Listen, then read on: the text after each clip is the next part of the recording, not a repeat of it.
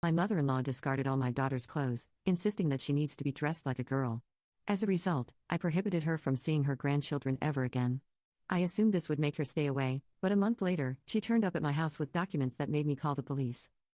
Hey guys, so for context, we are a family of 4, it's me, my husband, and our 2 kids.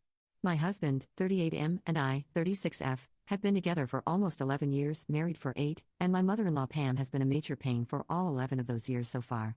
She had been tolerable, so we had been tolerating her because she had been very helpful at the beginning of our marriage, and we felt kind of indebted to her. That's why, no matter how ridiculous she would act, we would always put up with her. After all, she had been there for us during our hardest times. On top of that, she was a widowed woman since my father-in-law had passed away a couple of years back, so my husband felt bad leaving her all alone. We would spend time with her whenever we could, but most of the time, we were just relieved when we were not around her.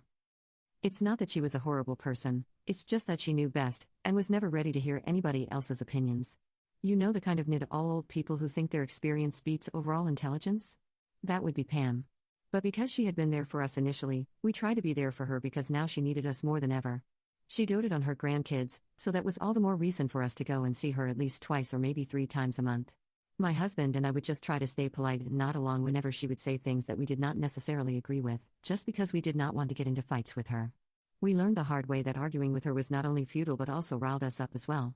Now, however, I wish that I had taken a stand for the things that I believed in when I had the chance to, because maybe then she wouldn't have done what she did. Coming to that, I had mentioned that I have 2 kids, a 6-year-old daughter and a 4-year-old son. Both my kids love their grandma because, unlike us, they don't really know how judgmental and conservative she is. To them, she's just their grandma who always gives them what they want and lets them run around the house without any restrictions. About a month ago, my husband and I had to attend a wedding out of town, and our usual sitter had fallen sick at the very last minute, so we had to leave our kids with Pam. When we came back after 2 days and picked up our kids from Pam's house, the mood was very different from the time that we had dropped them off. We couldn't stay and chat with her that day because both our kids were clamoring to go home, and we sensed that something had gone wrong while they were staying with their grandma, because usually, we can't get them to leave, but this time everything was different. While we were leaving, I also realized that the bag of clothes I had packed was considerably lighter, but I did not think much of it. It was only when I got back home that I realized that most of the clothes I had packed for my daughter were missing from that bag. I searched the other bags as well, but those clothes were nowhere to be found. So I asked my daughter about it, and she very blankly told me that her grandmother had thrown them all away and had said that she was going to wear more feminine clothes from now on. Suddenly, it all started making sense, but I couldn't believe that Pam would do such a thing because it was crazy even by her standards. I mean, sure, she would say ridiculous things all the time, but this was taking things too far. Clothes definitely don't come for free, and my husband and I generally try to buy expensive and sustainable clothes so they can last for a while. For Pam to throw it all away, not only was it a huge waste of money, but it was also just unacceptable because of the reason that she had done it. I told my husband about it immediately, and we called her up. She did not even bother to deny it. She told us that she did not think it was a good idea for us to confuse our daughter by dressing her in clothes that did not fit her gender. For context, the clothes that I had packed for my daughter were mostly oversized boys' t-shirts and loose shorts that also belonged to the boys' section. We let our kids pick out their own clothes, and my daughter picked these out because they were more comfortable for her compared to the clothes from the girls' section. It's not that she only dresses in boy clothing, she loves wearing dresses and skirts and glamming up a bit when she's going out to fancy restaurants with us.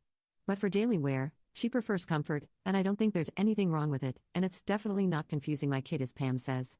Both my husband and I were very upset, and we told her that she had no right to throw all those clothes away because they cost a lot of money, and now we would have to go shopping again even though these clothes would not even fit our daughter for long because she was still growing. We told Pam that we expected her to pay us the money that she owed us for throwing those clothes away, and we also wanted her to apologize not just to us but also to her grandkids since they were very upset. At that point in time, we were willing to look past everything and give her a second chance, but she screwed it up by deciding to pick a fight with us. She told us that she was not going to give us any money and that she did not regret what she had done since somebody had to do it because this generation had gone too soft when it came to parenting. Instead of apologizing, she doubled down on what she had said and done and claimed that she was saving my daughter from a future of gender confusion, and if I couldn't see what was good for her, that was not her fault. When we tried to argue with her, she brought up the fact that she had supported us in the initial years of our marriage when we needed money because I was on maternity leave, my company was not paying me, and my husband's new business was not yet stable. And she was right, she had actually supported us.